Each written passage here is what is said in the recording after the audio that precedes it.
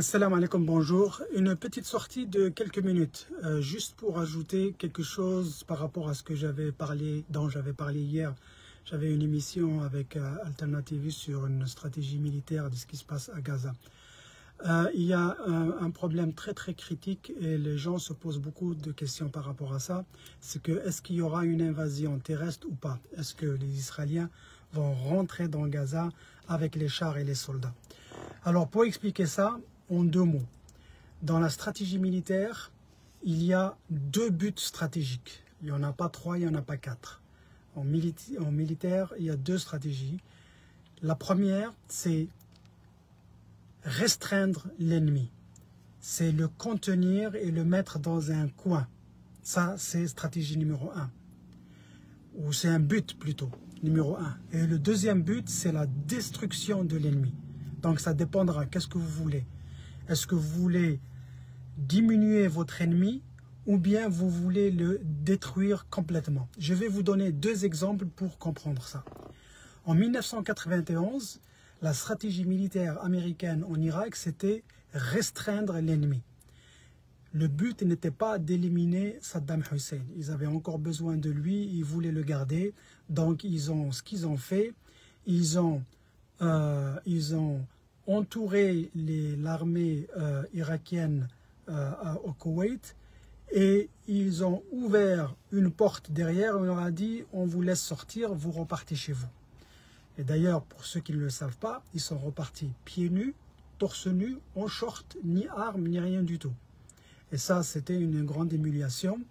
Mais c'était pour contenir l'ennemi, l'affaiblir et lui laisser une porte ouverte pour qu'il sorte. Donc ça, c'est la stratégie, le but numéro un. Il y a un autre but, c'est ce qu'on appelle le but de destruction. Est-ce que tu veux détruire l'ennemi? Et le meilleur exemple, encore une fois, c'est l'exemple de l'Irak en 2003. Et là, quand les Américains sont repartis en Irak en 2003, ce n'était plus pour contenir l'ennemi, mais ils sont partis avec l'idée de le détruire, complètement détruire. Ils ont pris Saddam, ils lui ont explosé la tête, ils ont détruit son armée, ils ont détruit son régime. Et c'est la stratégie numéro 2, c'est la destruction.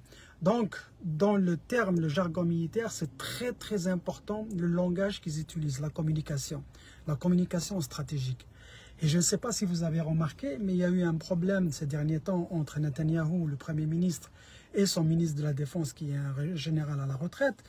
Et maintenant, Netanyahou ne parle plus parce que le premier jour, il dit on va détruire le Hamas, il n'existera plus, on va l'effacer de la terre, blablabla.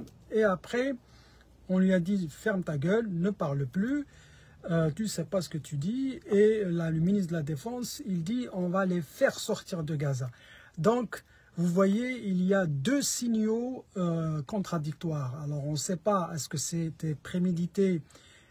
Ils veulent nous faire croire qu'ils veulent la destruction de Hamas d'un côté, ou bien ils veulent le faire sortir de Gaza de l'autre côté. On ne sait pas quelle est la stratégie. Est-ce qu'il y a une mauvaise communication entre eux, ou bien c'est voulu pour pour brouiller les pistes. Voilà, je voulais vous expliquer vite fait qu'est-ce que ça veut dire une stratégie militaire, une stratégie pour restreindre l'ennemi, ou bien la stratégie de détruire l'ennemi. Et selon l'une ou l'autre, on verra ce qu'ils vont faire à Gaza. Mais apparemment, ça sera la deuxième. Pour le moment, ils se sont rendus compte que détruire l'ennemi n'est pas aussi facile que ça. Et aux dernières nouvelles, je suis en voiture et j'étais en train de conduire. Et j'entendais la radio, ici, une radio américaine qui s'appelle NPR, National Public Radio. Ils ont de bonnes nouvelles. Ils ont dit que selon le sondage fait en Israël, la première semaine, 68% des Israéliens étaient pour la campagne militaire terrestre. Le dernier sondage qui a été fait cette semaine, il n'y a que 36%. Donc, vous voyez que à ce point, ils sont en train de perdre. Donc, quand vous perdez l'opinion publique, ça veut dire que stratégiquement, vous êtes en train de perdre. Merci pour l'écoute.